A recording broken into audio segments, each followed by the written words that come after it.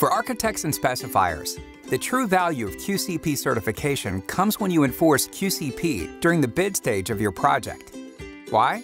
Let's take a look at one project and the two possible outcomes. Mike the millworker works for a QCP-licensed woodworking firm. He adheres to the AWI standards, provides a high-quality product, and has a strong work ethic. His project bid submitted meets the premium grade standard requirements specified in the project specs. As a QCP-licensed firm, Mike creates and develops shop drawings, including detailed information around the type of material he will be using at fabrication to meet premium grade, which was specified by the architect. Bob the builder's woodworking firm is not QCP licensed. He persuades the architect to remove QCP certification from their specs, reassuring him he'll still provide high-quality woodwork and it will be at a lower cost. He quickly reviews the specs provided by the architect and submits his bid based on estimates of other projects that were not to the AWI standard, but Bob is familiar with the overall fabrication and installation that was required. His turnaround for project completion is estimated 2 weeks before Mike's estimation.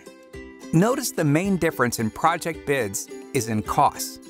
Mike's material fee includes costs for fabricating casework at the premium grade specified for all parts of the project, including using laminate for casework to abide by the standards.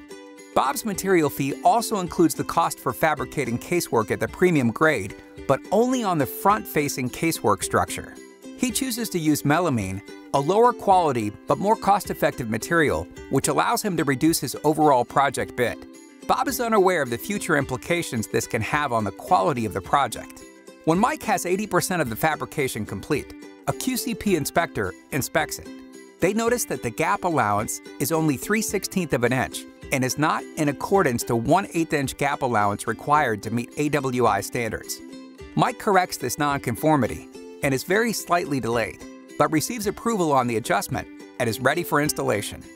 Once Bob completes the fabrication, he does a walk-around of the casework to make sure the quality of the work is ready for installation and takes the project to the job site. Once both woodworkers are on the job site, the general contractor wants to get the project back on timeline and requests the installation get started immediately. Bob gets to work on his installation.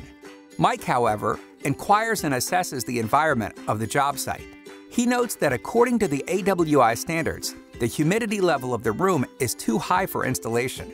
He communicates this to the project team and stores the materials until it is an acceptable humidity level for installation. Now that both projects are installed, the architect on the project does a walkthrough and notices a bulge in Bob's millwork and discovers the lower grade material used on less visible parts of the casework.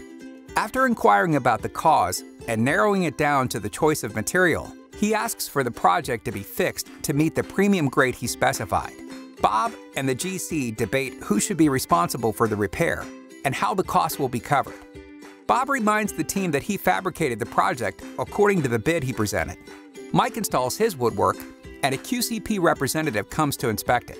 Because Mike waited until the humidity level of the project environment was correct, and because he used the premium grade materials in his bid for the project without cutting costs, when his casework is reviewed by the architect, he is pleased with the overall quality of work. Bob has passed the deadline, over budget due to starting over on the casework fabrication. The general contractor, architect, and owner are unhappy with the overall quality and frustrated with experience of work. Mike is 1 week over deadline due to minor project delays, but has become a trusted partner of both the architect and the general contractor based on the knowledge and quality of work he provided. That's the QCP difference.